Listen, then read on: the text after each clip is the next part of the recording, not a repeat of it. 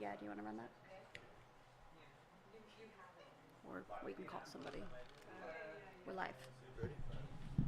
All right, I'd like to call the meeting to order at whatever time it is.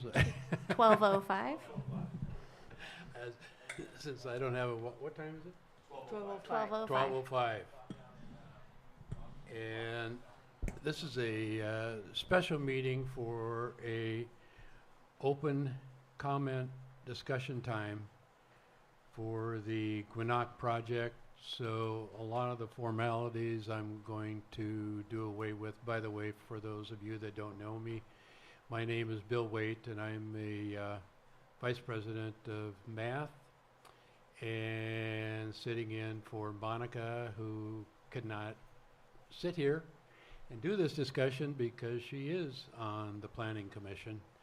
And I don't know if Helen's coming or not, but anyway, so I'm going to try to coordinate this as best as I can and bring up with what little information that we have to talk about. But we'll just for formality purposes, I think we will do the Pledge of Allegiance, and then we'll just get right into the discussion. If you would join me, please. Pledge allegiance to the flag of the United States of America, to the republic for which it stands, one nation, under God, indivisible, with liberty and justice for all.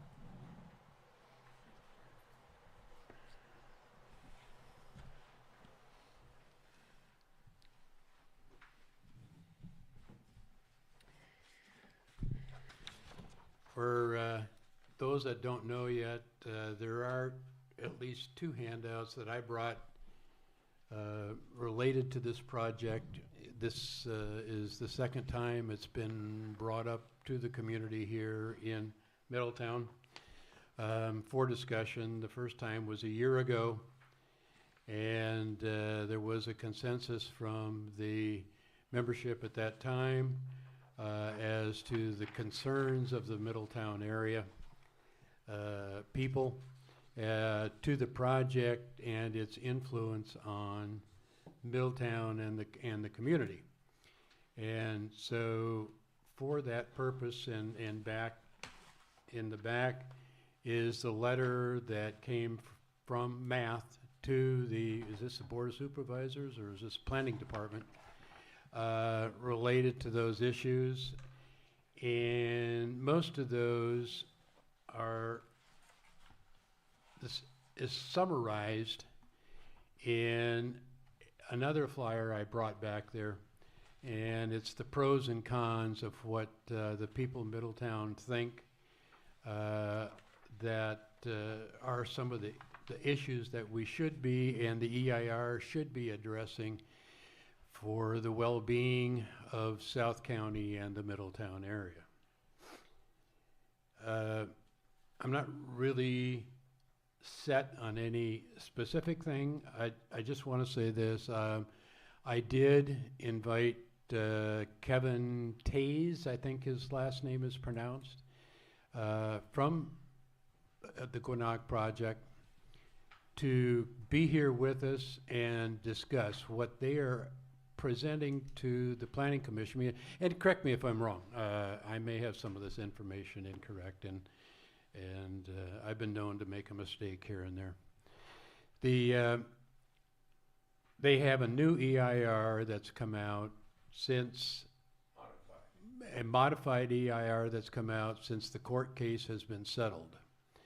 And the court case dealt with specifically fire safety and how they are planning on dealing with that from a number of different standpoints for the project. And the primary concern to begin with was evacuation as the primary thing. And I do know that much of that has been addressed, but I don't know how it was addressed. And the new or revised EIR with the multitude of pages came out just 2 days ago, and I'm sorry, I'm not that versed at reading, and reading EIRs especially. I didn't get a chance to get into that, which is why we had asked Kevin to come in and explain in there what they were doing, but I never got a return phone call. Never got a yes or no. So I'm kind of disappointed in the project for not including that. So, but it also makes it difficult to try to carry on too much of a discussion. But if our memory serves me correctly, this EIR primarily deals only with the fire evacuation. The only part about it that I do know is they changed some internal roads, if I remember correctly, and they also discussed the possibility of a fire road that would go from the project and tap onto the end of Grange Road, down by Mr. Comstock's property down on the south end of Grange Road. And that was going to be a posed possible evacuation road. Emergency only. I don't know of, and I haven't heard any discussion on it, whether they've expanded that to another area, but evidently it was enough to satisfy the state, because the state withdrew. Did they withdraw? They settled. Settled, yeah. So evidently that was good enough for them. And I repeat what I just said, good enough for them. I think part of the discussion today, I don't know that they made any other or addressed any of the other issues in here. I know there is ongoing discussions with the city, or with the Project Guenoc related to water issues, and I don't know any of the details of those. But what I'd like here to do today is, especially if you would go through, and I would like to go through the items that are on this flyer I've got back there, on the pros and cons of what has been discussed. And we here, I think in Middletown, are very concerned about the potential changes that could be taking place in our community, and where and how it's being dealt with. And we're just getting bits and pieces of it, and we all have concerns. And I think if you go through this, there's a summary of the pros and cons, but then it goes into pretty good detail on most of the focus areas that we've had. Yeah, we got speak to the speaker, please. My name is Keisha. Whoop. I think it's not on. Turn it on. Oh, it's a slip, but I'm sorry. I brought a new one for everybody. Didn't teach the class how to do it.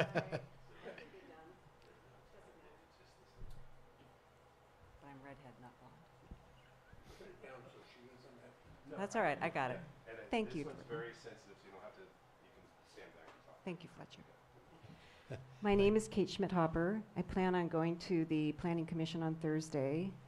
I have something to say, but I will remind everyone that the only part of this project that they're reconsidering is this revised EIR. That's it. Yeah. So if you start going into staff housing, roads, whether there should be a project, any of that stuff, it will not be considered. If you go and you have something to say and that's what you want to say, you will be just say thank you very much. It will not be considered one tiny little bit. So what you have to do if you want to speak is to address the environmental impact report and the environmental impact of the project. That's the thing that's been reviewed. The AG Banta of the state was satisfied with the fire aspect of the environmental review. They have ongoing litigation with the Center for Biological Diversity. I don't know if they have yet satisfied the Center of Biological Diversity with the problems that they have for environmental impact. I went to a meeting that was through the Chamber of Commerce at Greenview where they did quite a big presentation and asked them that question. And the thing that slipped out was, well, we're still battling with the Center, we're still working with the Center of Biological Diversity. Okay, so if you want to attend on Thursday, come with the environmental impact questions that you have. If you start going into, you know, whether or not it's going to be employees from local area or where they're going to be housed, or, you know, what sort of asphalt they should use on the roads, it just won't compute. So I just want to make sure that everybody knows that when you're reading through the pros and cons, all those pros and cons are still there, but the only thing that they will consider is the revised environmental impact report. That's it. Have you read it? I have not read all of it. No, I have not. I just know that that's what they will reconsider, that's what the planning department, as far as my understanding is, the project is approved. It will go forward. But they have this revised environmental impact report. So if you want to slow walk it in any way, that's what you need to address. That's my understanding. I know this is being recorded, maybe on TV, but that's my understanding. So, By slow walk it, you mean slow it down a little bit? yes. Thank you, Kate. Just also, because she was mentioning if you can go on the 24th, which is when they'll be up at the Board of Supervisors. If you cannot go and you still want your input heard, you can write them an email and send it out to the Board of Supervisors with any concerns or input that you would like. Oh, sorry, the Planning Commission, not the Board of Supervisors. Planning Commission. Thank you, Thomas. Also, if you're watching and you're unable, are you going to share your number right now? I was about to. So Lisa Kaplan kindly said that if you would like to share some input and you're watching right now on TV and you cannot be here, or YouTube, thank you. You can text her and she'll submit your questions. It's her number is 707-295-6663. That's Who are Lisa they Kaplan. texting? Lisa Kaplan. Oh, Lisa. Yeah. And Lisa will share your questions. Yay. Okay, so Lisa Kaplan for herself. So if anybody, you read the EIR, one of the big concerns that have come up is the helicopter thing. That is noise. That should be addressed in the EIR. Do you know if they addressed it? I can Sure.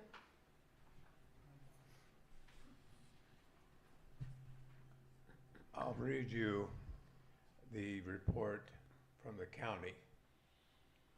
And I won't read the whole thing, but I'll read what they say relative to the EIR. Can you all hear him back there? Okay. That's a little bit. Okay. Fletch, Yes. bring it up a little bit, will you? just tilt it up, yeah. Yeah, there you go. All right, thank you. Better. Thank you. Okay, the county issued an initial preliminary EIR to assess community evacuation according with the Supreme Court ruling as project modification. Subsequently, on October 23rd, 2024, the First Appellate Court held that the 2020 EIR complied with CEQA in all areas, remaining at issue on appeal except for its analysis of recirculated in response to the First Appellate Court, which is a fire thing, which required additional analysis of the project's potential to exacerbate wildfire risk and increase human-caused wildfire ignitions. I don't know whether they're going to allow us to go in and talk about traffic helicopter pads because that was not an issue on the modification of the EIR. Now, if Maha was here, I'm sure they would be glad to listen and explain to you. I can't do that, but I don't think that's going to be able to be an issue. As the lady said, only fire safety. The EIR has been approved by CEQA, Superior Court, except for fire safety. Fire safety. Yeah, so we can talk about fire safety, and we can ask questions. There's nothing wrong with asking questions, but you're not going to be able, I don't think you'll be able to do that at the commission meeting. You'll have to restrict it to the notice available of partially revised environmental impact report. Partial, just the part that was in question. I agree, and that was the thing why I wanted Kevin here, so that he could go over this with us. Well, he would answer any question. And he would be able to answer that, but again, they elected not to be here. No, I don't think it was they didn't want to ignore you, but he just came in. He's only been here one day. Oh, he's been and here. That's not much notice I was for told him. he's been here for almost a week. No. No, I know Randy picked him up the other day, so he hadn't been here very long. He still hasn't returned phone calls though either. Well, okay, Yeah. but So, thank If you'll just, this is Kate again, if you'll just put up with me for another second here. I'm just going to Please read do. this to you. So it might be a model for anybody who wants to go on Thursday. Still may not listen, but here it is. This is what I will say on Thursday. Thank you, Planning Commissioners, for allowing me to speak. My name is Kate Schmidt-Hopper. I am a 30-year homeowner resident of South Lake County. I am speaking today as a private citizen and do not represent any organization. I appreciate the reworkings of the Guenoc Lotus Land project would have addressed some areas of concern, including wildfire evacuation routes, location of a fire station, green energy infrastructure, and mixed-use designation, which will provide amenities and retail establishments which will have public access.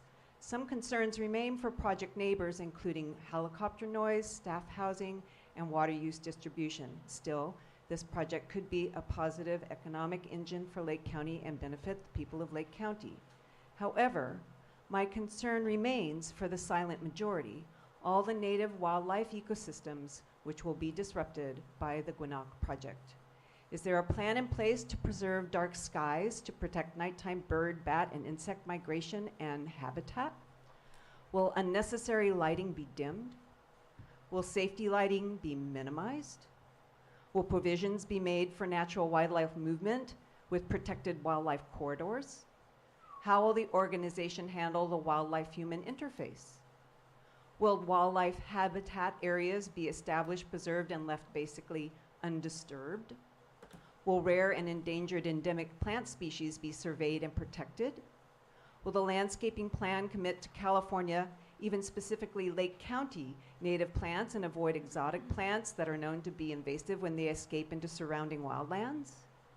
Is there a plan to create land conservancy parcels or easements to set aside acreage of environmental and cultural value? Open space, which is cultivated with vineyard or row crops, sports fields, or polo grounds, do not replace wild land, open space. Indeed, Lotus Land Corporation was attracted to Lake County because of its inherent natural beauty. Let us hope they don't pave paradise with a parking lot. Thank you. Go ahead.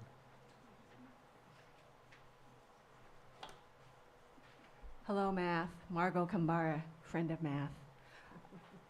Thank you, Ms. Hopper-Schmidt, for your comments. And I don't mean to be disagreeable, but when I read the staff report and the EIR, I came with a different interpretation. And I'm quoting from page 9, partial. On February 25th, 2022, Lake County Superior Court vacated its findings, set aside its findings related to impacts to community evacuation made the county set aside and vacate all approvals in connection with the county's approval of the project and certification of the EIR, including amendments to the Lake County General Plan, zoning ordinance text, and zoning maps. So it's confusing, but when I read that, that means everything's back on the table as far as approvals. And I'm not suggesting that we make them go back to square one. Maybe we say, okay, you have phase one in play. We're not going to make you just erase that from the face of the map, but for the future phases, let's take a closer look at this, because we have concerns about water, about safety, about egress and ingress, about that Grange Road connector. That has to accommodate the new people and the current residents, and to be able to evacuate quickly. Right now, that road is not 4290 compliant. That means it's not meeting fire safety standards. Right. So where's the plan for that? So anyway, I bring this up to your attention, so don't feel that, oh, it's too late, my comments mean nothing. If somebody feels that very strongly about this, everything that is put into the public record can be used in a lawsuit, or can be used in a future action. So Right. don't feel that all is lost. I wanted to ask you, where did that information come from so that we can read it more carefully? Indeed. The county posted files for this project on Friday. It's on the county website where the Planning Commission meetings are posted. The notice for the meetings are posted. It's with the agenda. This particular document is called the staff report. And it's just a summary of what's happened to date and what the recommendations are for the Planning Commission, or what are the possible actions that the Planning Commission can take. Now, the staff report itself is clearly, steering is a harsh word, but it's clearly leading the Planning Commission to approve the project and make the recommendation to approve the required changes to the general plan, to your local area plan, and to make amendments as far as resolutions. There are going to be 2 resolutions that have to be passed by the Board of Supervisors to make this project happen. So What's we the have date of that staff report? July 24th in the future, What year? 2025. No, It's for What? it's for the July 24th meeting. yeah, it's for this week's meeting. No, I know that, but the quote you had on the EIR not being adequate was 22, is that correct? Correct. Correct. How about the, what do you say about the court order of 24, saying the EIR is adequate? How do you handle that? I'd have to take a look at that. Oh, this is the county Yeah, thing. I'm just going over Yeah, the yeah, thank you. county's staff report. That's, this is all good because most of the stuff I don't know and I don't understand. And so I'm glad that you're bringing that up. Do you know anything more about, or is anybody else? Fletcher? Okay, find out now, yeah. If you have questions about plants, animals, you should really take time to read the EIR report. If you haven't read that, then you don't know what the hell you're talking about. Because that's what makes the decision, the EIR report. The developer is required by the county to do an EIR, and it costs probably for that project $200,000 to either eliminate areas, bring up the problems with the areas, and what they're going to do to solve the problem or mitigate those issues. And the EIR has all that stuff that she just talked about in it. If you want to know what's going on, you have to read that. It's very simple because in the summary, they'll take, for instance, um, wild birds, and there'll be a section on wild birds, and you can read it exactly what you're interested in. So I would suggest that if you have questions, read the EIR, and then don't guess what people are trying to get by with. Just read the EIR, then you'll know what you're talking about. I also know that the EIR has several amendments that have been posed and everything since that time as well.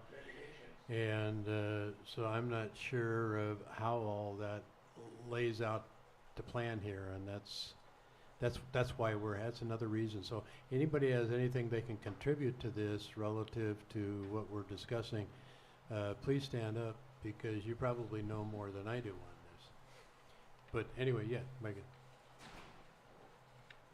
Margot Kambara. Margot. I found a response that you were looking for. This is on page 10, First Appellate District Court of Appeal decision. On October 23rd, 2024, the First Appellate District Court of Appeal, First Appellate Court, issued its decision. Court found wildfire risk analysis failed to meaningfully assess a wildfire risk created by the project's potential to increase human-caused wildfire ignitions. The First Appellate Court remanded the case to Superior Court and directed it to issue an order and writ of mandate consistent with the First Appellate Court's decision. Yes, that's correct. But that's not the whole EIR, that's only fire. Right. Okay.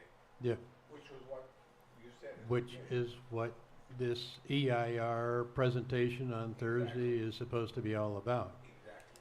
Exactly. And I think I think the only real change is the exit route that comes up to Grange Road, and something about a loop road within the project that was dead ends before, and now because it's circular can go all the way out. And as far as I'm concerned, that's probably not good enough, but that's just my opinion right at the moment. Lisa, do you have something else? I do.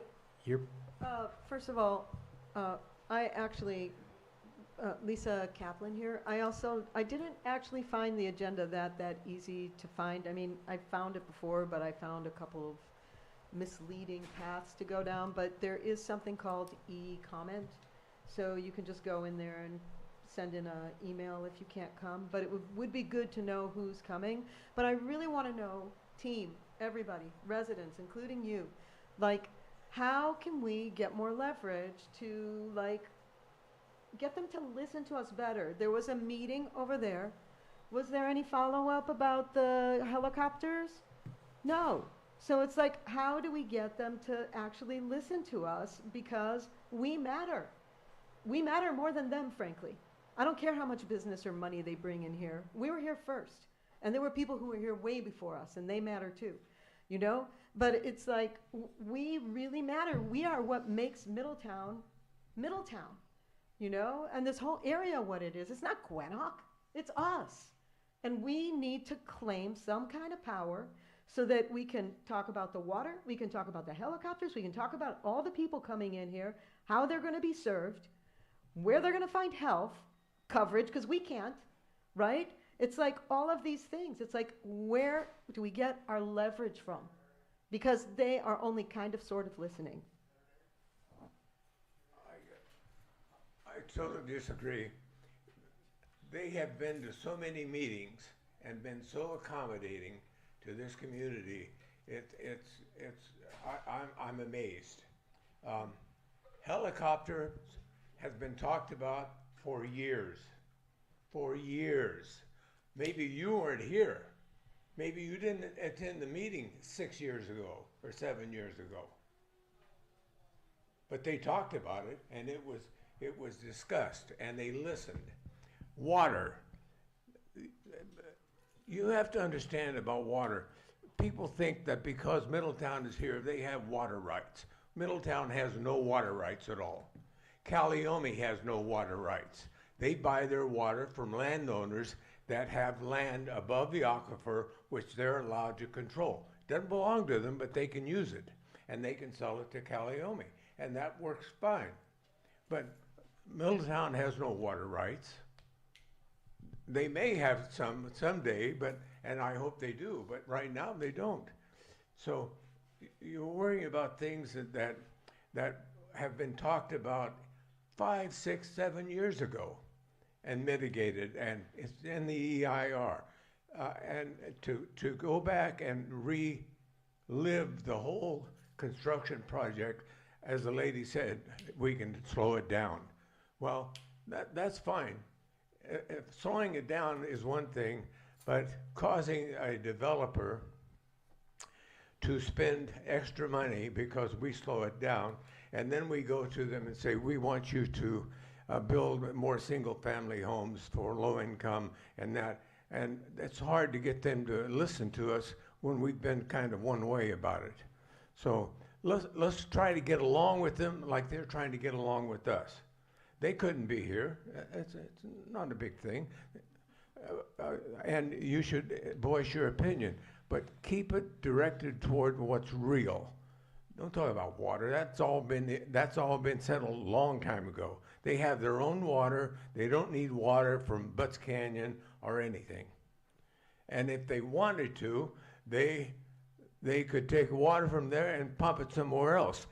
Calliope does it every day. They have a well somewhere and they pump it to another parcel. Well, that's the way water works. The water department doesn't sit over the aquifer and pump it straight up. It has to go across land, your land, my land, other people's land. Somebody's. So don't hold them to a standard that you're not going to hold everybody to. But there again, I think that this particular, and I think that's what we really are talking about here, is this particular meeting is to approve the EIR strictly for the fire safety. Exactly. And I do know that on the general plan, somebody mentioned something about a fire. There is a fire substation that is built into this, and they're creating their own fire department down there, and they're making major donations to CAL FIRE for support, and it's also going to mean extra money for CAL FIRE here in South County. We are actually going to get, if I remember Paul correctly, we're going to be getting even more equipment to be able to fight fires, et cetera, here as well. So it's actually a big asset there. So I do know that they do have that built into the plans already. I'm still caught up on the same thing that I've been caught up on before, and that is Middletown and Guenoc and Hidden Valley all have the same issue. We got 1 or 2 ways into the county. We got 1 or 2 ways out of the county. And that's our major. And if you were here during the 2015 fire, which I was, you know that we had cars, people exiting, trying to get out Butts Canyon, trying to get out even to Middletown there for a while when the fire was crossing the road. Cars were burning on the roads. Really the only way out was to go north. And so that to me is a really, and it has been. I mean, Hidden Valley, as much planning as went into that, has a whole third of its community that has one way in and one way out. And that does not exit onto 29. That simply exits back into Hidden Valley onto the main road that takes you out to 29, which was already closed down. So that is one of my concerns. And I know at one time there was talk about running another road. I mean, they could build roads. They got money to build this project and develop this project. They got money to build roads. And I don't know that this EIR is really addressing it to that extent. To answer other questions that I've heard the hints and allusions to, I do agree that I would like to see more availability of counties' ideas as to how they're master planning out Middletown. We really don't have a good hands-on interest in how that is playing out. And at the next math meeting, I intend on bringing up that issue to come up as a discussion item for one of our town hall meetings. Monica is going to join us, and we're going to bring in the maps and everything that's been going on. But I think the main discussion we're going to discuss is how can we better open communication lines between us as a collective or collective community with the county of supervisors to make sure that they're following up. We have our planning commissioner, we have our supervisor. They're just one votes on a council. We need everybody on board up there, and I think that's going to take a joint effort with everybody. Okay, Julia? Let me hear other people, please. I have to say I am extremely frustrated. I'm a resident of downtown Middletown, and in my backyard there is going to be a massive co-housing dormitory development situated there for at least 300 people. Okay, this is so not cool. And the fact that there is no, I mean, isn't this environmental? Isn't this part of our environment that we're going to plunk a big facility right in walking distance of downtown Middletown that's going to take away our access to, egress, egress. It's going to take away our convenience of shopping at our local grocery store. That's going to take away possible social services, senior center usage, et cetera, that when those people are no longer working there, where are they going to come? They're going to try to compete with us for housing in downtown Middletown. Well, this is just so not okay. Now, we have written 2 letters, detailed letters, naming the development to the Middletown site and so on, to the supposed person who's supposed to be responsible for this at the county. All we get back is... We're talking about the fire here. Excuse me. And All we fire get exit. back... You've talked a lot. Okay, I know all I we do. get back, And I'm gonna from continue to them talk is if you a, want. we've got Keep your letter. interfering. That's it. We're not getting any response to our questions. We need to sue these people. Ms. Bono, You want they're to talk not- about activity that we Ms. can Bono. take? We need to sue these people on Bono. behalf of the people of Middletown and Hello? the affected businesses of Middletown and Hello? nonprofit centers.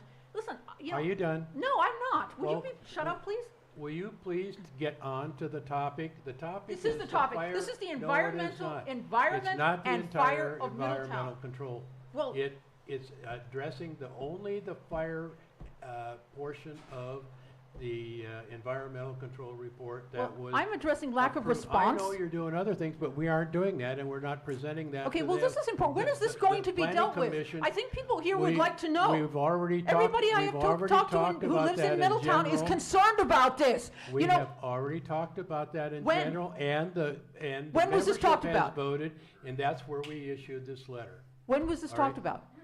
March 20, what was it, 24th? My first 25th? letter was dated May 2nd. 24, okay. No, second letter. This topic is, I'm going to continue to interrupt, and I wish you would sit down so that First I letter don't was have to dated do this. September 3rd, 2024. Will you please No response. curb it? Second letter dated Ms. May Bono, 2nd, will you please 2025. curb it? We would like a response. Would you please curb it? You know, Okay, no. okay, Okay, I I know. live here, you don't. I know. Okay, and this is in Yeah. our backyard, and we're concerned about All right, it. So and we you- would like a you- response, and we you- don't want to be shut up, and we don't want to be you've kept already being brought quieted this by up a you. number of Okay, different this ti- is outrageous. This is Okay. indecent. This is Okay. not okay. Okay.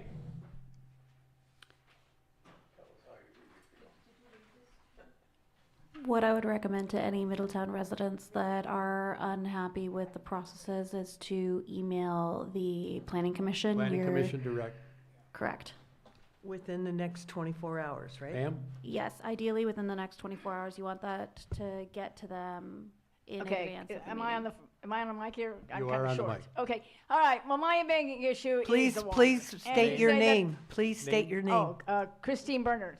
And I live out in Jerusalem Grade, and I'm kind of concerned about the water.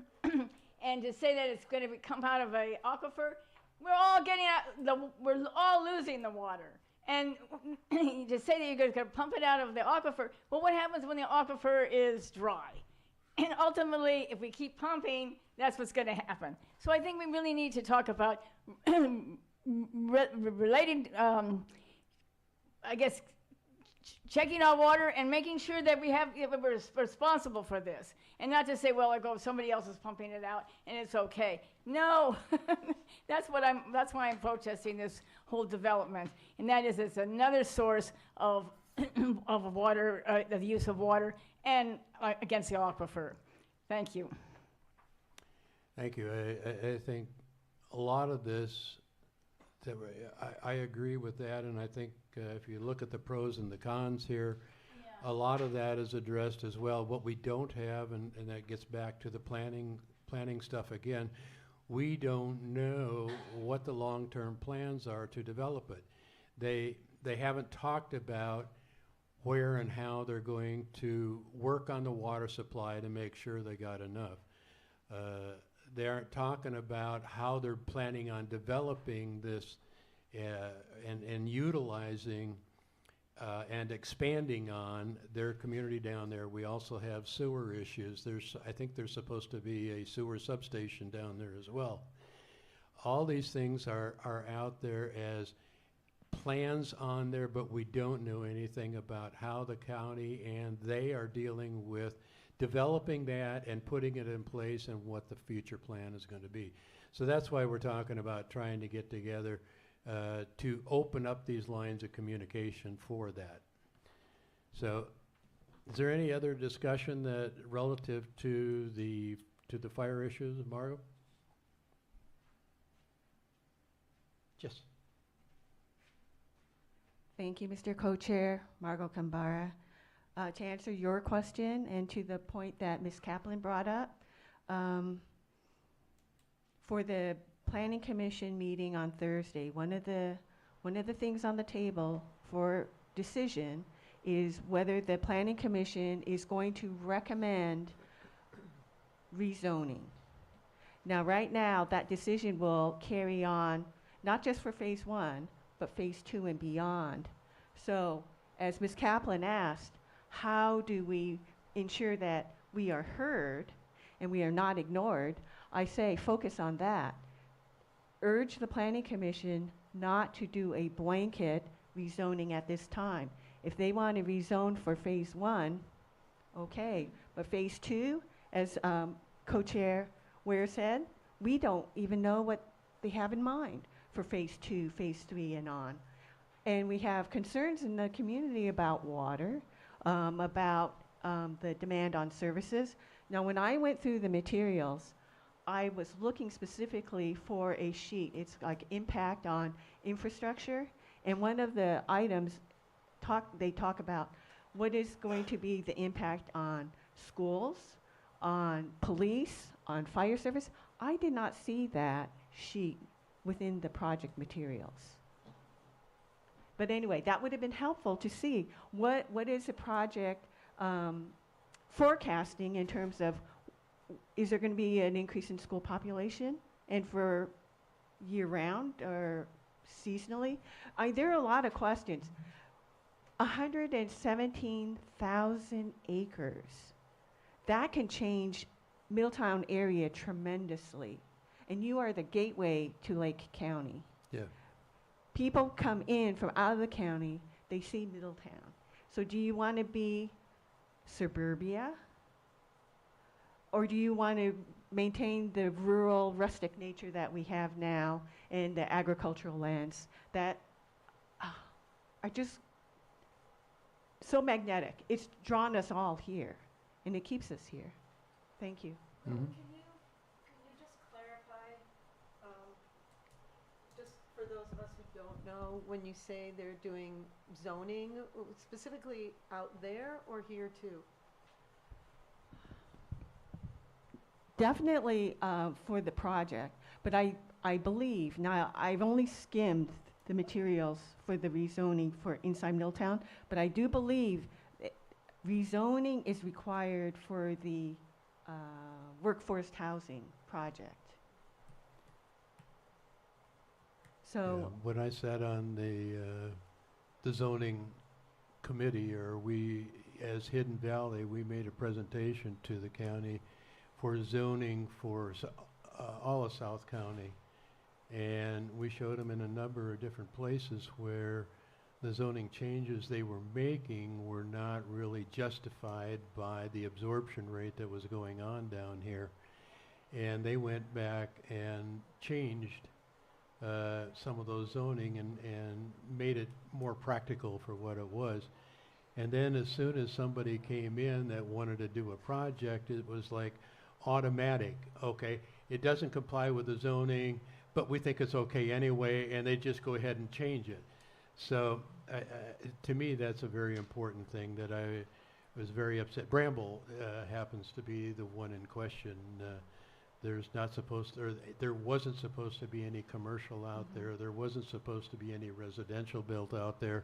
And when they came in, and they changed that, and their intent is for housing out there and all kinds of things. And that's just a small little thing. I mean, I think Bramble can handle that, et cetera. But that's how easy it is for some of that stuff to get through and get done. I think it's very important. That's a good point. About us making a comment related to the zoning changes and how it's accommodating it. Why are they changing it? And then math, this is a test of our general plan and your local area plan.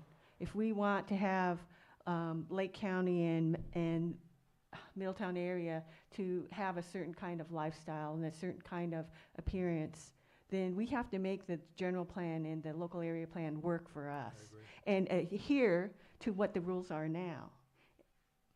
Thank you.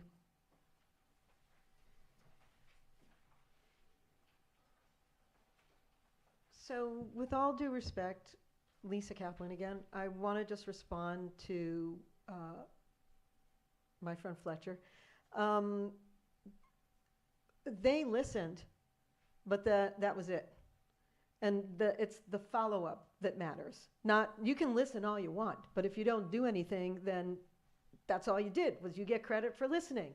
But it's like, next, you know? I know that Bill and Gail left, and they have really good reasons for leaving because of Gail's health.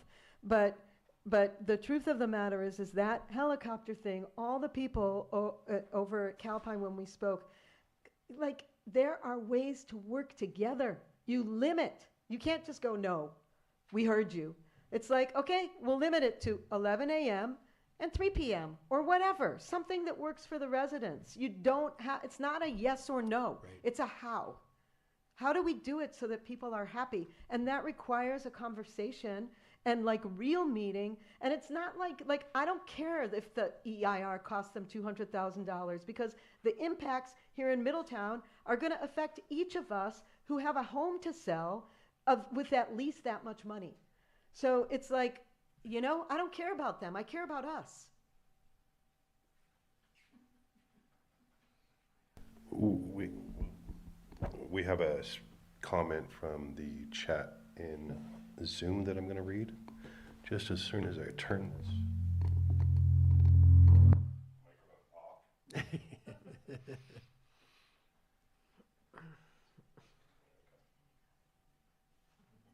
think that's better. Yes, much better. Okay, Angela A. States that page 51 of the appendix H1 wildfire and evacuation assessment says 25% of the residents and guests will be evacuated by plane or helicopter, estimated to be over 1,200 trips. Is this really feasible? That's a good question. Good question, right? Thank you, Angela. Will be evacuated by Copter or plane or helicopter. And that's page 51. Margot, I believe you have, yeah, you have that page 51 of the appendix H1. Oh, you just have the staff report. Okay, so that would be a different document that they can also access through the Lake County Planning Commission or Board of Supervisors? Planning Commission, okay, yeah. On the agenda, there you go, for the website. Thank you, Angela, for your comment. Thank you. Because I'm not able to download the EIR. It's 600 pages. Anybody else? Okay, I think Monica wanted me to bring up a couple other things that we just to make note of, and that is this zero emissions meeting that the county is trying to set up. The zero emission vehicle plan, infrastructure plan, is also Thursday, and they're meeting at 5 o'clock in Clear Lake, or in Lakeport, and then,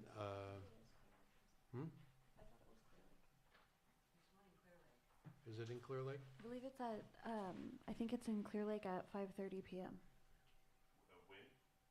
It's on 20 Thursday, the 24th. 24th. This is for the infrastructure, yeah. We just got this email. Just got it. Okay, and then on August 7th, there's a community meeting here that has nothing to do with math, but Caltrans is going to be doing an open house and discussing the plans and changes that they intend on doing to 29 and Middletown, and how they're going to be making all their modifications and what's going on that plan. And staff report. Should be a good report. Something that the math board has been working on Caltrans to do for quite a while. And I think that's pretty good, considering that Hidden Valley has been trying to get them to do some stuff out there too for even longer than that. So you know, we haven't managed to achieve that yet. So, but anyway, that's also something to come out. And then, like I said before, it is the intent to see about setting up some big discussions to get back to more of the planning issues and communications between us and the county relative to the planning changes, especially for the density changes and the growth changes within Middletown. And it really is a point of time that, when you get down and think about it, there is a possibility that the whole atmosphere of the Middletown, South County area can be changing. The growth seems to go out most every town that I've lived in, include from Novato north, Petaluma, Healdsburg, Calistoga, all these towns go through this kind of a growth pattern initially. And I think it's coming to the infancy here in our community, and we more than ever need this open discussion with who's making the plans here. We don't have a city council. We don't have our own planning department. We don't have a city manager. We don't have a city attorney. We don't have all these people to assist us. Who's making the decisions for us, and how are they involved? Are they really listening to us? And that's what we need to keep going. You ready to go? Kevin? Oh. Go ahead. Hold on a second. I'm fine, how are you? Kevin Tace. Lovely.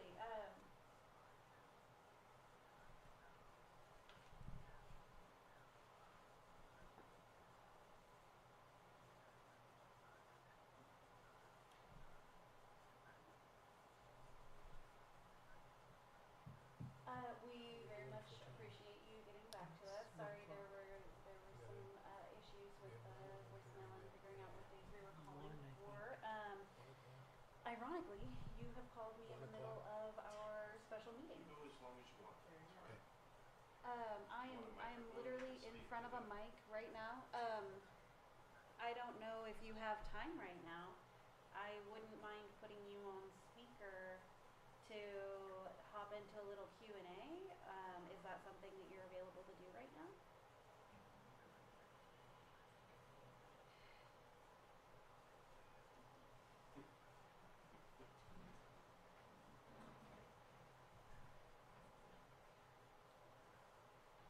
Right.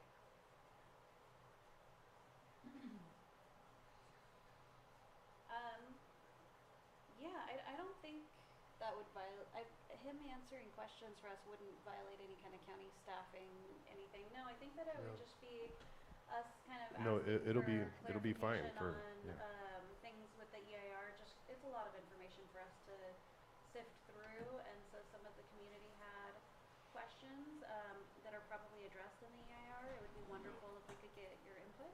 Bill? As long as we stick to the topic, which is the fire. Yeah, Yeah. we just want Fire. questions related Fire. to the fire issues that are Wonderful. being addressed in the changes. Yeah, it's just things regarding the changes with the fire. I believe that that's what they're addressing on the 24th.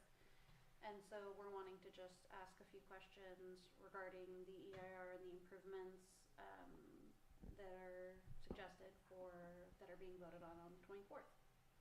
Do you mind if I put you on speaker? No. All right, great, thanks. All right, I'm putting you on speaker right now.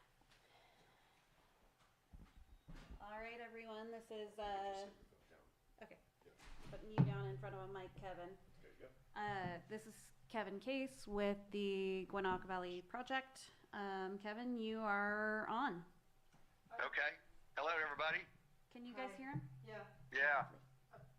I apologize. I've had some issues with my voicemail message, and I just had a message come in with about 8 others, and this is one. So I called, and sorry, I'm calling it I don't know if it's a convenient time or an inconvenient time, but anyway, happy to answer any questions and help you any way that I can. Fletcher, we'll need you to probably go to the mic so that he can hear you. Hi, Kevin. This is Fletcher Thornton. Hello, Fletcher. How you doing? Hey, I I'm just well. have a couple questions regarding the modifications that were required and you approved to take care of the fire, the ingress and egress for fire evacuation. Correct. Do you want me to explain a little bit about the process on that?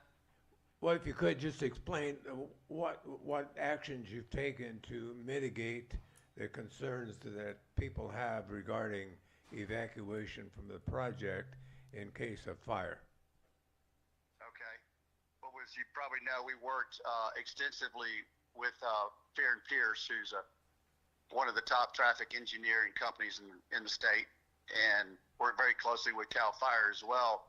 But what was required is another ingress, egress, like you just said, besides the 2 that we had on Butts Canyon Road. And so we were able to work with the Comstock family there to get an easement through their property. We've got part of as it stated in your document there, we've got part of it is on our land, on our property for that evacuation route, and then part of it's on the Comstock that then touches into Grange Road. And then obviously from Grange Road, there was analysis done on 29 Highway where we would have, again, another egress point there at 29 and Grange Road. Okay. Thank you. One more, Kevin. Did you make any changes on the interior to make egress a little easier? Didn't you put a loop in or change some roads on the interior? We did. That was another requirement that we had as well, that no road lengths could be over a mile. So we had some dead-end roads that exceeded that. And that was really a result of working with the Attorney General's office. And we had made those adjustments and made those changes to the site plan. There was another significant change that had also taken place from a fire standpoint, and that was some of the lots that we had in 2 of our different districts that we had on the project that we removed, that were on the northern side, that we removed. They were more fire-prone areas and more susceptible to wildfires, and they were asked to be moved and taken out of that area. So there was about somewhere in the neighborhood of about 50 lots, residential lots, that were taken out of those areas that we had removed at the request of the Attorney General. And that's what's reflected in this new EIR document. Thank you, Kevin. Kevin, My name is Carlos Bono, and I was wondering how the EIR affects the new housing for Middletown, the residential housing project that you planned to put up here in Middletown. How will the EIR respond to that? Okay, I'm not sure I quite understand the question there, Carlo. I apologize. Okay, well, You're you've got a proposed. EIR or our project would affect. You have a proposed. You have a proposed housing project for workers for your project at Guenoc, right here in Middletown. How is the EIR going to affect? How is it going to be, accommodate those extra 300 or 500 extra people? How does it address it? How does it address it? Thank you. Oh, okay. Well, the EIR, basically what the EIR just states is how we're going to handle and accommodate workforce housing. Because as we all know, this project's going to generate a lot of jobs in a workforce. And again, as we've stated from early on, is our initiative and our main objective is to work with the locals as much as we possibly can. We don't know if there's enough of the local population there in Lake County to facilitate that. So we will have some people coming in from other areas. And as a result of it, in our EIR, we had to address of where we would put those workers. And we identified a piece of property, as you well know, in Santa Clara, there in Middletown, to accommodate that. Why can't you accommodate your workers? Wait. We're not going into it in depth. You asked him a question, he's answering it. Let him answer it, and then, because this is getting away from the fire thing again, which is what we're supposed to be addressing here. We already talked about that. With all due respect, if you put 300, I got respect too. 300 you're not having respect for the property or for the meeting as it is. Okay, listen, and I support all of you. Here's the thing, I'm having to crank up the volume to get his conversation. When you try to speak, we're just going to overmodulate. And so let the gentleman finish and then give me a second to turn it down, and then you can respond. And then we can hear everybody. Otherwise, Okay, we're going to go in this constant crazy loop of craziness. So, okay. All right, so I'm going to go back to the gentleman who's on the phone. Well, and go ahead, sir. Finish your question and then have him respond, and then let's get on with back to our main topic. All right. Is there a reason why you are putting your workers' habitation here in central Middletown and not up at the project where they should be? Thank you. Yes, it was definitely by design. The design was to have a positive impact on Middletown. We felt like we could help local businesses, which has always been our goal, is to help the local restaurants, retail shops, etc. If our employees were there in Middletown to help vibrate the downtown area. And as a result of it, I don't know how many of the business owners would agree with that. I think the majority of them would. But we've also been very sensitive to understanding the property that we had presented, that we had purchased, is one that, again, is one that it's an option for us. We still have other options. We have plenty of property, and that's what we've told many. We have plenty of property. We could do it on our site, just as you had noted. And that makes a lot of logical sense. If you're working there and you're spending a lot of time, 8-10 hours a day at a particular work spot, I'm not sure you really want to live there as well on site. So again, it was done with intention. I've talked to Monica Rosenthal and others about that and said, you know what, we've got other options we can talk about. We want to make sure everything's on the board and we're upfront with everybody who has a concern about it and how we can address that concern. But again, that's what, in part of the EIR, is we've got to be able to articulate and explain where we're planning to put some of our workforce. And that was identified. We know there's a few people that do have concerns. We understand that. We're going to continue to work with those people to rectify any concerns that they may have. Thank you, Kevin. Appreciate it. Margot? Thank you. Just a follow-up question to Mr. Bono's question. Where in the project documentation can we find information on the projected demand on services such as schools, water, along those Yeah, lines. again, we're getting off topic. But going back to the main topic on improvements on Grange Road connector, can you comment more on the efforts or improvements made to make the road 4290 compliant? Thank you. Oh, and also, what traffic studies were done in anticipation of the heavy traffic for egress and ingress in the event of a evacuation disaster? Thank you. To answer your question, yeah, like I said, we worked with Fear and Piers, our traffic engineers. There's been several different analyses that are done that are in our evacuation plan. Along with that too, we also worked in conjunction with Caltrans, and there are some improvements on 29 Highway that we'll be putting in place when the project gets moving and we get our approvals and can start this project.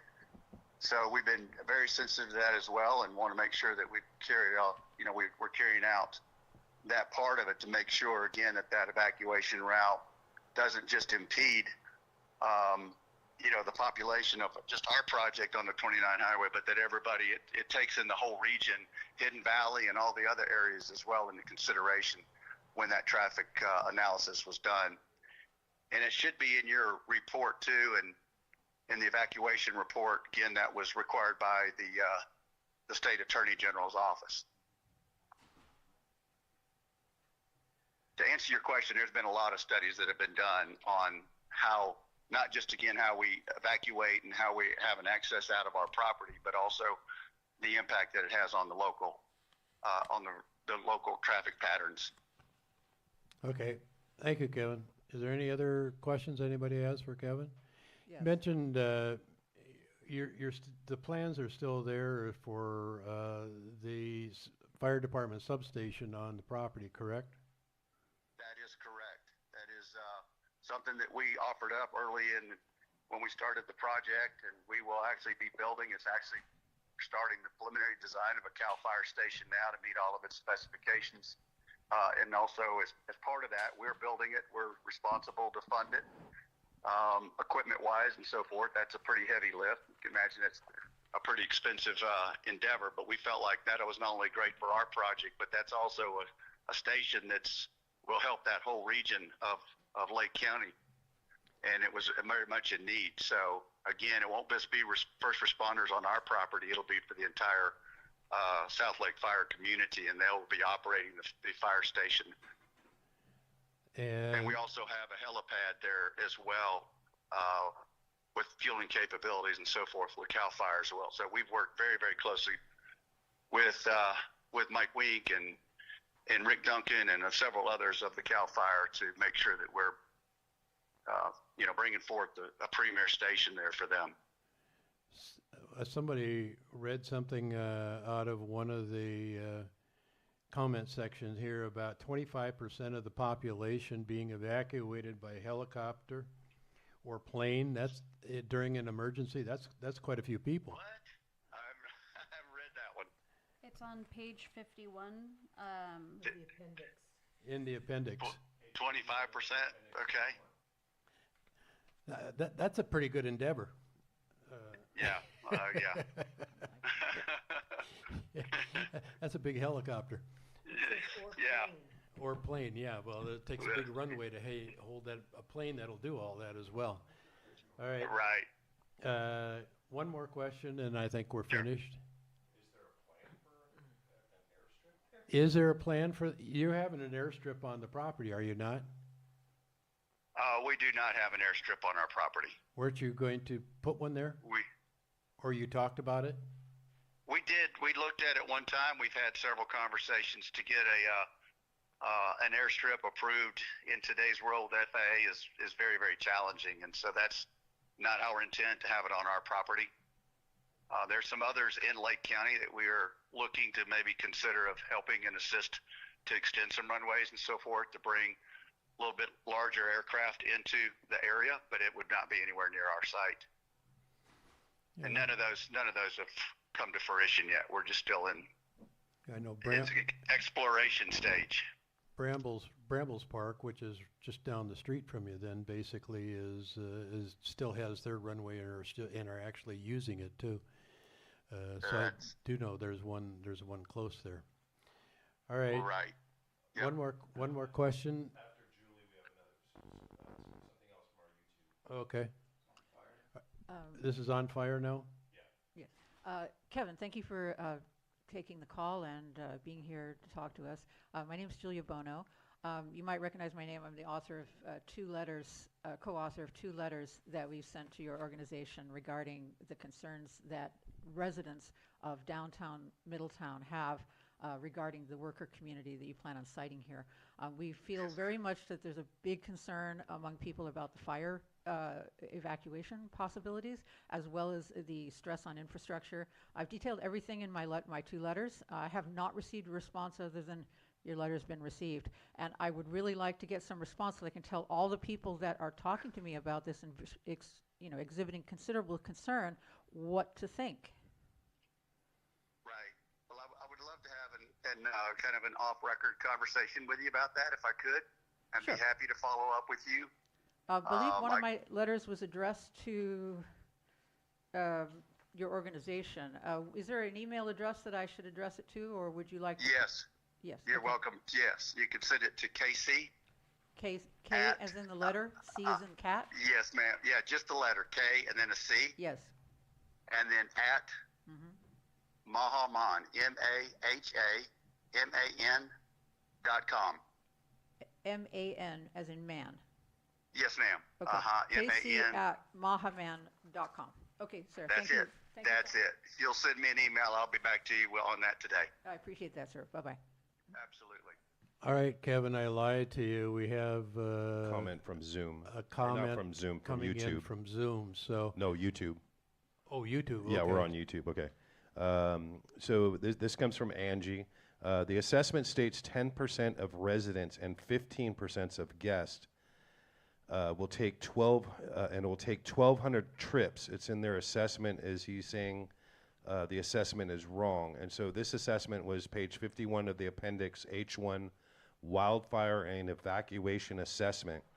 It says 25% of the residents and guests will be evacuated by a plane or helicopter, estimated to be over 1,200 trips. So are you saying the assessment is wrong? That's the question. No, I'm just saying I had not seen that. And there's thousands of documents that I have read over at environmental, you can imagine, and I missed that. And I apologize. And I would like to get a little bit more clarification on that myself. And I'll be happy to do that. There's a lot of pages there to go through. I understand. Oh my gosh, yeah. Well, the original EIR and then this one, and then we've also got two very large documents as well that I've supplied to several people on the supervisors and also some of the planning commissioners that have requested them, and they're the wildfire risk assessment, where we actually modeled the project to determine that it was less risk of it being developed than its current state. And that report proved out. And then we also have our wildfire protection plan as well, which is a supplement to it as well, which is a very in-depth. We worked with a lot of the fire science specialists at UC Berkeley. Again, many conversations working with CAL FIRE. We worked with Marin County on with their fire people and so forth. And there's a lot of technology companies as well that we've been working on. Our goal day one was always to be have a fire safe community in California. And as we all know, that's a challenge in itself. And that's the reason that we're doing things like exterior fire suppression systems on all of our buildings, all of our structures. And that's not a requirement of the state, but it's a requirement of our development, and it's a commitment that we've made. The defensible spacing is probably more conservative than any other project that we're aware of in the state of California, and that was working with the state attorney general on our roadways, roadways. Again, we have the fire station.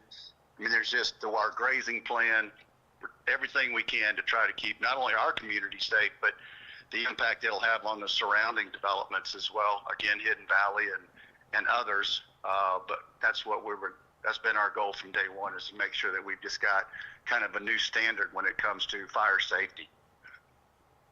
And we're going to continue that. That's not just rhetoric. That's, we got to prove that out. We have to make sure that this community is very, very safe.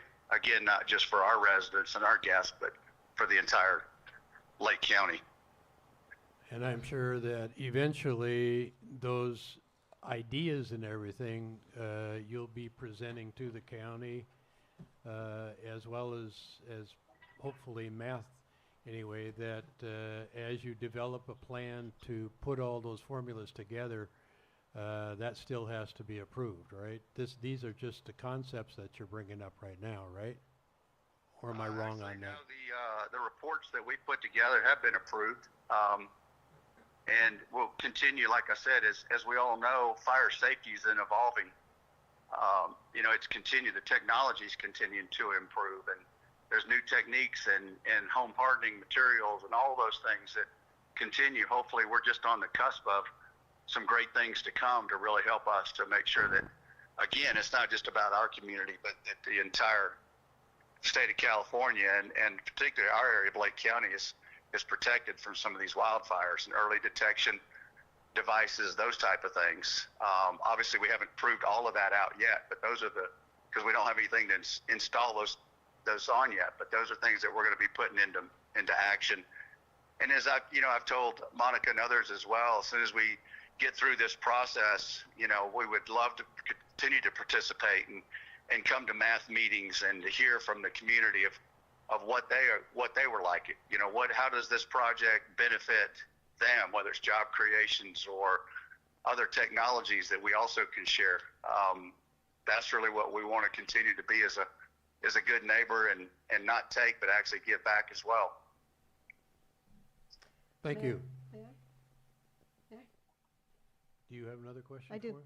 Lisa Kaplan, I thank you for beaming in, and thank you for the words that you just said, because I think we want to be in a dialogue if you're going to be here. I think that, as has been expressed, the people who live and work in Middletown are very concerned about the actual impacts that the development would have here, which should be part of the EIR, and it should be addressed in depth in terms of impacts in schools, and on traffic. And then that takes us back to fire safety.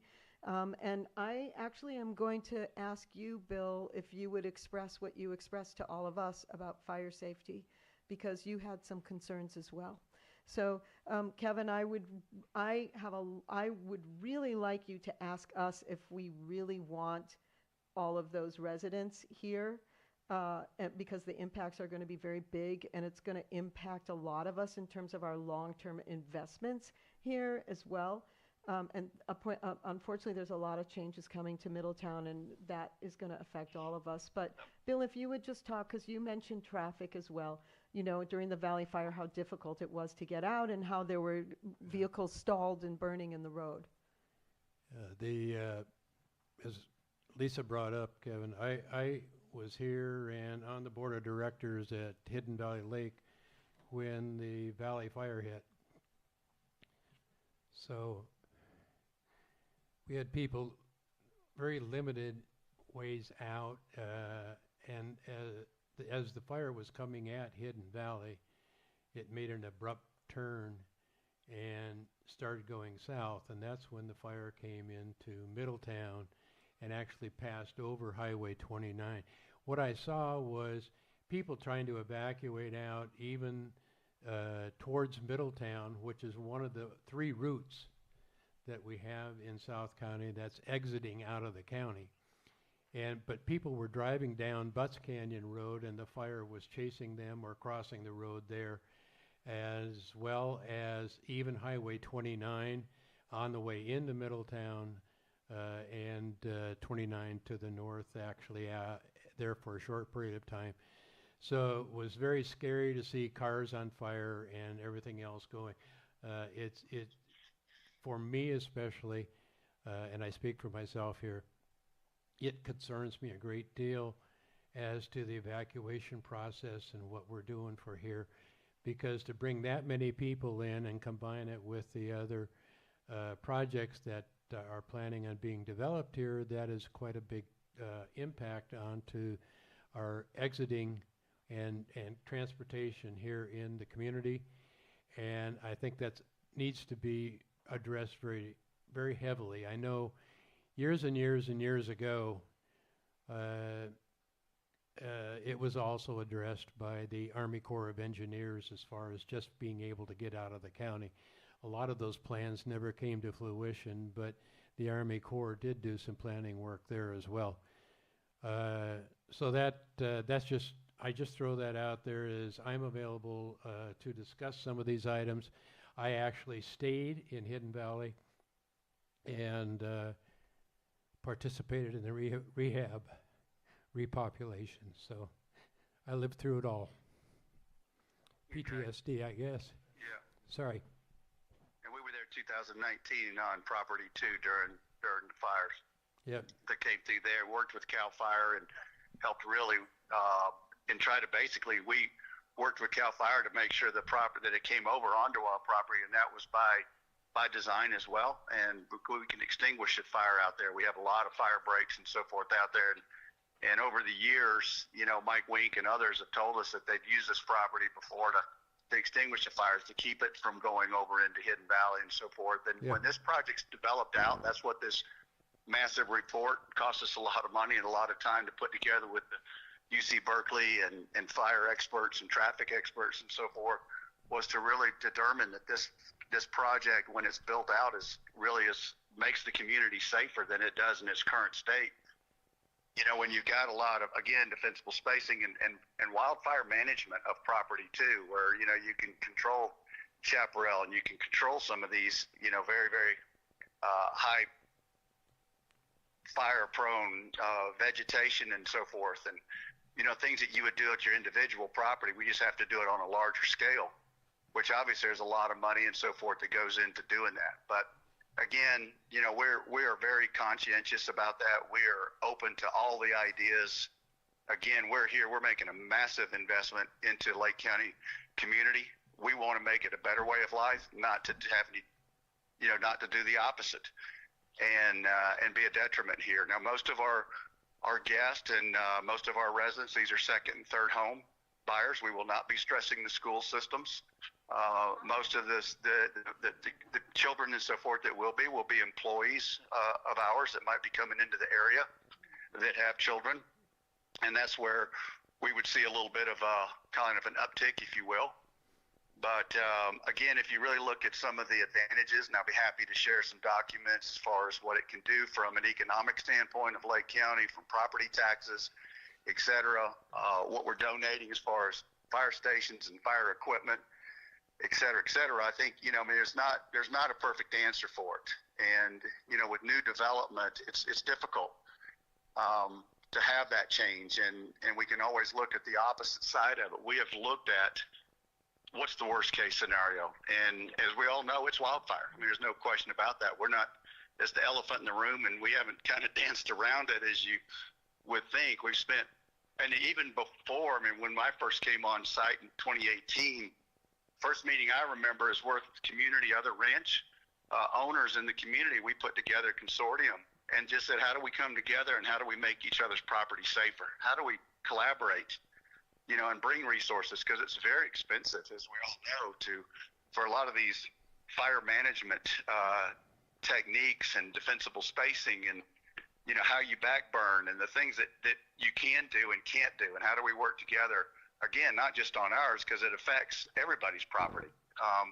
You know, unfortunately, these wildfires don't discriminate. They'll hit wherever the embers blow to, you know. So I hear what everybody's saying. I promise you, we have spent a lot of money, a lot of time, and we're going to continue to do just that. It's not the end all. This report is a report of talking about the various techniques and things that can be done, which you people are very much familiar with. A lot of it, hopefully, you're doing on your own private residence. Ours is just a bigger scale. But, you know, we don't anticipate all of these residents too. I just want to stress the fact that this is a resort community. These are second and third homes. People aren't going to be here, 7 days a week, 365 days.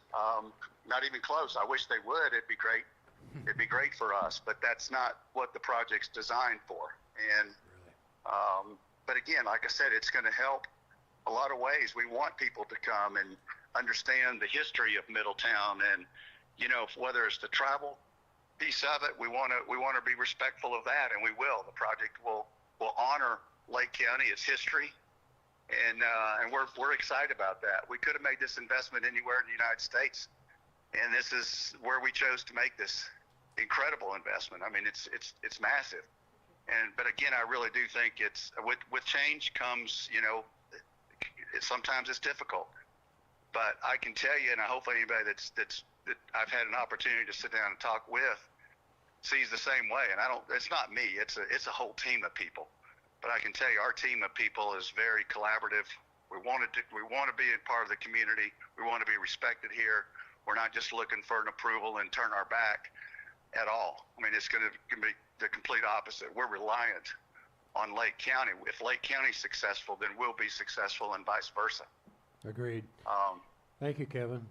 You're welcome. Yeah, I appreciate your time. I've got to jump on another meeting. I apologize so much that I wasn't there in person. I'm glad my voicemail came through when it did. But anyway, like I said, I hope I can get your support, or the project can. It's not me. And if there's anybody who wants to reach out, you've got my email address. I hope I don't get 100 today, because I've got a bunch of them already in there. But anybody that's got a real concern, please do reach out. You're welcome to email me, and I will get back to you. That's a commitment you have for me. Thank you. Hi, I just have one question, and that is regarding all the helicopters that are going to be evacuating these people. How is this going to interfere with the firefighting aircraft, or not? Anyway, I think that should be addressed, and a very important issue, because you're talking about a lot of helicopters, or a lot of people being evacuated, which means that there's not going to be 1 or 2 helicopters taking off. So I think that issue needs to be addressed. Thank you. Thank you. Well, Cal Fire will have a precedent. I can assure you that. And Okay. so, Dan? but I will look into that. I apologize. I did miss that, and I couldn't speak to it intelligently. I apologize, but I will look into that part of the study as well. One more, please, Kevin. One more, Kevin. Okay. I said that a long time ago, but that's I'll okay. I'll be really brief, hopefully. My name is Dan Terrell. I'm the president of the Merchants Association here in Middletown. And it's I get front row seats to see Mr. Bill Waite's expression, the pain, across his face when he's describing the fire. I lived on Grange Road during Valley Fire, and my car was one of the ones that burned up on the highway. Wow. I would strongly encourage you to not look at Grange as the end of the evacuation. Right. I know you're probably doing your due diligence, but I strongly advise you to look at that as just another step in the escape route, and it's a harrowing experience. I don't ever want to go through it again, and I would feel horrible Right. if the number of people that were in your facility had to experience that as well. So that's my time. Right. Thank you for Well, for I talking. I hope you don't have to experience it either. But at the same time, I hear what you're saying. I take note of it. No, it's not an end all. Look at this project as every other project, and everybody's continue to look and see ways that we can improve, and where can we improve. Obviously our main access points are going to be the 2 major intersections there on Butts Canyon, but again, we don't control which way the fires come, et cetera, and so forth. So we are thankful we've got that other route as a backup. But if there's other ways, and we've looked at, where else can we get another point? Where else can we get people in and out? So we've all got the same problem. I think we just all can't, it's going to continue to have conversations and put together a consortium of just people in the community to really talk about the issues when it comes to wildfire. And I think between a lot of different people, and we work with Napa's got a society too called Firewise, and a lot of intel that they're doing there. Not that we have to, implement that here, but we are getting a lot of good information that we'll be able to use in our community as well. So, last thing I'll say, before I jump off, and I apologize, I do have another call, but is the fact of, we're committed to Lake County. We want to be we want to support you and your efforts and your businesses, and hopefully you guys will do the same. We'll reciprocate. But like I said, anybody wants to reach out to me, please do so. Communication is important, and we're not running from anybody. We're heading head on, and we'll continue to do that even down the future. Thank you. So I appreciate everybody's time. I thank you for getting together and having this discussion about the project. That's important. And again, I apologize. I wasn't there in person, but thank you for allowing me the opportunity to dial in with you. And thanks Very, for very calling much us. appreciated. Thank you for calling, and good timing. Thanks for taking my call. Okay. Thank you. Bye-bye. That was nice of him. Took time and answered, I think, a few questions, or at least enlightened us on some answers, some possibilities, but where they're coming from and what they're doing. And I think that was a good response from him. So unless somebody else has something they want to bring up at this particular point. Yeah, we're way over time, actually. I think we were supposed to wrap up around 1 o'clock, but that's okay. I think we got some good information out of Kevin on that, and beneficial for everybody. So unless there's some other reason we shouldn't, I think we will adjourn, and thank you very much for coming and joining in the conversation. Thank you. Thank you.